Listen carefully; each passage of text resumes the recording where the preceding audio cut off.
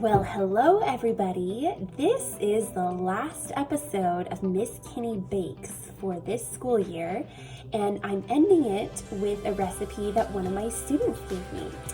I got it from her last week, and she wanted me to try it out and make a video with it, so I'm going to give her the code name Miss Sunny because of her great smile. And she gave me a recipe for donuts, which I've never made before. So I'm going to follow the recipe just like she says, and since I've never made it before, we'll see what happens when I do, and hopefully I follow the directions correctly and it turns out great. So I hope that you will enjoy this cooking adventure with me. Go ahead and grab an apron, tie your hair back, wash your hands, and get some mixing bowls, and we will get started. Alrighty, so the first thing that we're going to do, the recipe, step number 1 says to preheat the oven to 350 degrees. So I'm going to reach over here real quick to my oven and turn it on to 350. And then we're going to start by mixing the dry ingredients together. So if you've got a mixing bowl, grab that. You'll want 2 mixing bowls, one for the dry and one for the wet. And we're going to start by putting in 1 cup of flour. So I already pre-measured it, so hopefully that will speed up some parts of the video. So 1 cup of flour, we're gonna dump that in there. Next thing on the ingredients list, it says 1/3 cup of sugar. So I've got my 1/3 cup of sugar, put that in there. It calls for 1 teaspoon of baking powder. Remember how I talked about the difference between baking soda and baking powder, so make sure that your can, soda comes in a box, powder comes in a can, it says baking powder on it. So we're going to do 1 teaspoon of baking powder. The next ingredient is salt. It calls for 1/2 teaspoon of salt. Remember that we don't pour the salt over the bowl because we don't want too much salt. So I'm going to pour it over the sink, 1/2 teaspoon of salt. Don't want too much salt in our donuts. Okay, and then it says to whisk it together. So I'm going to grab my whisk. A whisk looks like this. And we're going to whisk together all of the dry ingredients in this bowl. Then we are going to go to the wet ingredients, and then we'll put them both together. So I think my dry ingredients are pretty well mixed. I'm going to set that to the side, and I'm going to take another bowl for the wet ingredients. Next, it calls for 2 tablespoons of melted butter. So I melted it in the microwave real quick. 2 tablespoons of butter. If you have a cube of butter, it should have marks on there for how many tablespoons. So you just find the 2 tablespoons mark, cut that off, put it in a bowl. It's a good idea to cover the bowl with a paper towel because, as you can see, it likes to start splattering when you're melting it. You don't want that to go all over your microwave. So we're going to put the 2 tablespoons of butter, melted butter, in this bowl. It calls for 1 egg. So I'm going to take my egg, crack that in the bowl. Don't forget to wash your hands after cracking the egg. Okay, then it calls for 1/3 and 1/2 tablespoon of milk. So, since they don't make tablespoons in anything less than a full tablespoon, I'm going to have to use my best estimates. So remember, 1/3 is less than 1/2. It's not going to fill up a tablespoon very much. So, I'm going to take my milk.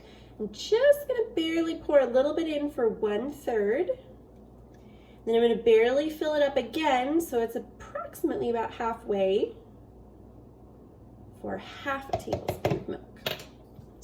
All right, and then the last ingredient is 1 teaspoon of vanilla. So I'm going to take my vanilla and I'm going to pour in 1 teaspoon of vanilla. Okay, so now I am going to take my same whisk, because eventually it's all going to be mixed together. I'm going to mix together my wet ingredients. okay? So once I have those mixed together, I am going to put it all together with the dry ingredients. Okay, so I'm going to pour that right in there. Oh dear, my whisk just broke. Okay, anyway, hopefully this will still mix together okay. So I'm going to whisk together my dry and my wet ingredients. And it says to beat it together until, oh dear, this never happened to me before. My whisk is literally falling apart. I'm gonna try to put it back together. This might not work out so well. Well, okay. Hopefully I'll be able to get through this, okay? So it says to beat together until a dough forms.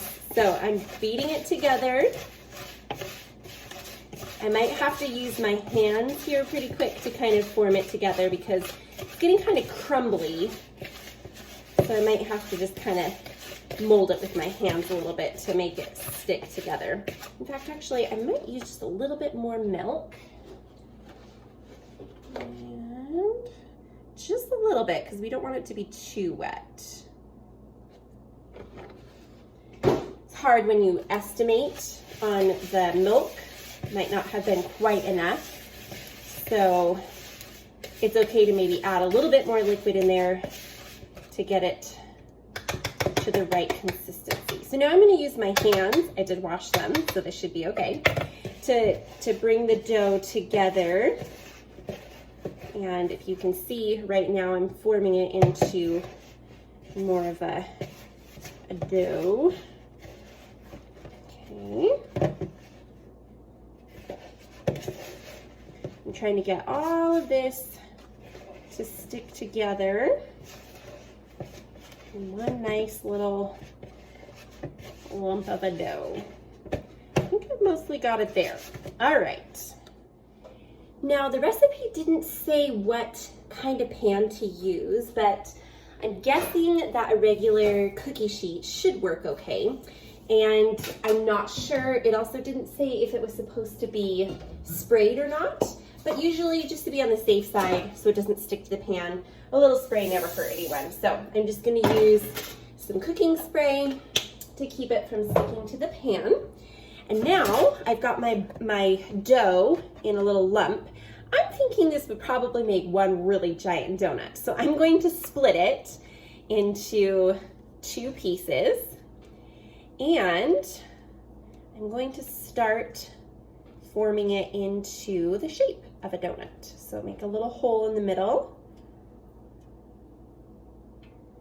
And just kind of shaping it like a donut, like so. And I'm hoping this is the right way. Okay, so just kind of spreading it out a little bit. Here we go, and then I'm going to do the same thing with the other lump of dough. I'm going to make a circle in the middle. Oops, put the bowl right here. And then I'm going to form it into a little ring, as donuts generally are formed.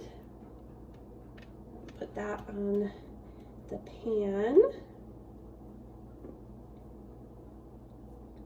All right, and now it says to bake for 20 minutes. So I'm going to put it in the oven and let it bake for 20 minutes.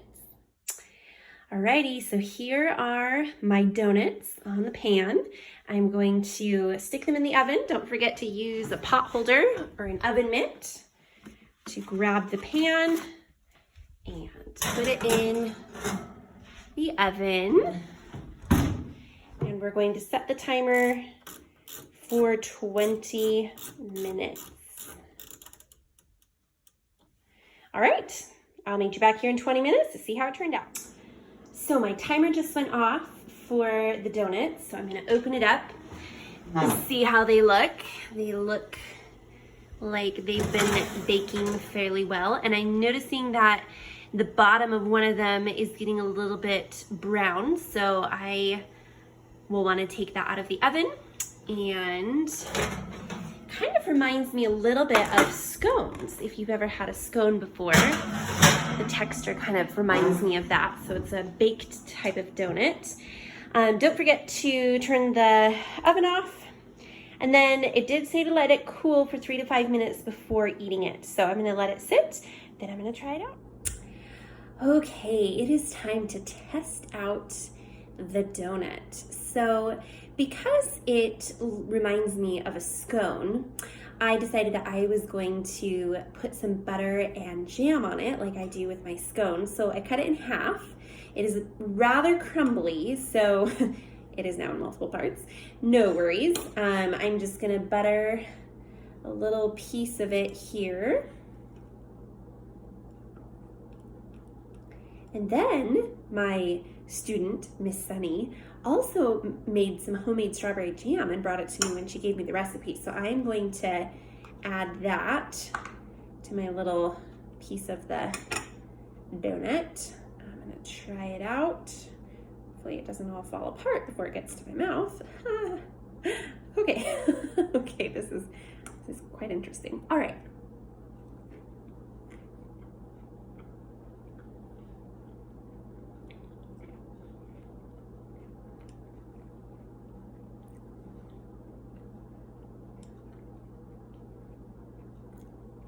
It is very good.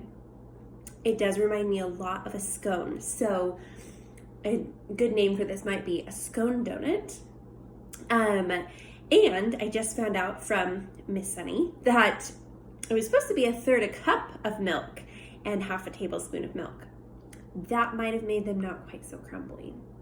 But if you do that, hopefully they will come out a little bit better than mine, and but the taste is still great. So I think it would have just made them a little bit firmer and not quite as crumbly.